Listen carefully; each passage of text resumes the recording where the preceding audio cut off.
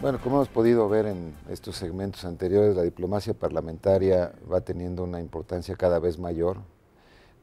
Quizás siempre la tuvo, pero como en México no teníamos tan desarrolladas nuestras instituciones democráticas, probablemente hoy nos veamos, demos una mejor cara hacia el exterior, porque tenemos una pluralidad muy manifiesta, pero también hacia el interior del país los intereses varios y muy diferentes que tenemos entre los diferentes sectores mexicanos se puedan expresar de una manera más nítida hacia las contrapartes.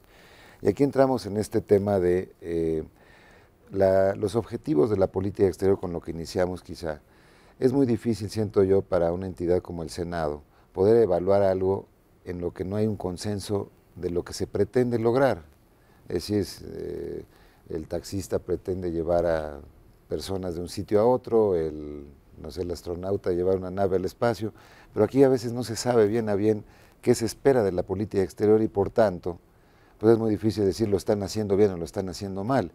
Aquí siento yo que hay una desconexión, por decirlo menos, entre lo que dice la Constitución, lo que el Senado debe demandar y lo que el Ejecutivo debe ofrecer en esta materia.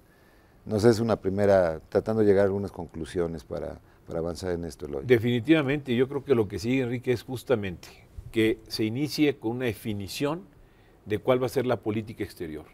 Por ejemplo, concretamente, ¿qué esperamos con América del Norte, con Estados Unidos y Canadá? ¿Qué esperamos con América Latina? ¿Qué con Cuba? ¿Qué con la Unión Europea? ¿Qué con Asia y particularmente China y la India y con Japón? Y con base en esa definición primaria de la política, entonces sí, tener una capacidad en el Senado de la República de darle una evaluación y un seguimiento. Pero también, si se aprueba esa política por el Senado, de que los senadores podamos contribuir a través de la diplomacia parlamentaria como un complemento a la diplomacia tradicional del gobierno, a alcanzar esos objetivos, que nos involucre más, que nos haga más corresponsables, porque es más corresponsable quien aprueba de origen una política a quien nada más viene a ser informado de ella. Habría un punto quizá anterior, incluso la definición de una política exterior con sus objetivos, los intereses nacionales que están detrás. De alguna suerte es la ejecución de algo que el país desea hacer. Y lo pongo en este planteamiento, desde la época, por ejemplo, de Deng Xiaoping en China, dijeron vamos a ser una potencia manufacturera. No dijeron vamos a ser una potencia agrícola, vamos a ser una potencia energética o militar, vamos a ser una potencia manufacturera y lo han logrado, ¿no? Caso de Corea del Sur, por ejemplo, vamos a ser una potencia tecnológica, la vocación tal.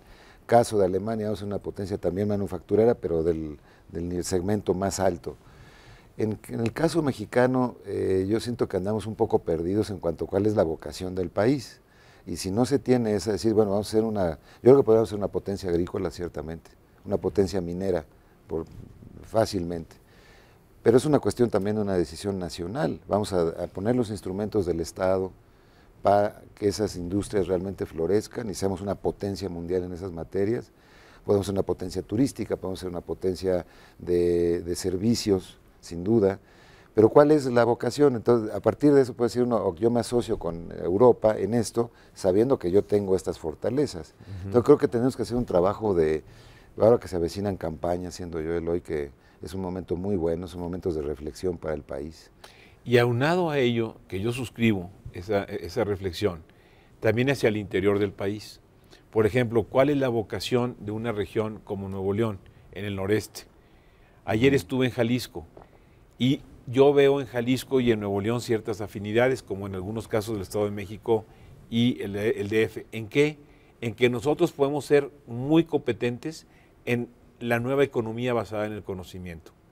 Pero, por ejemplo, en manufactura que requiere técnicas de producción intensivas en mano de obra, ahí hay otras entidades federativas, por ejemplo, pensando en voz alta, podría ser Chiapas, donde se pueden hacer esos trabajos, o en Oaxaca.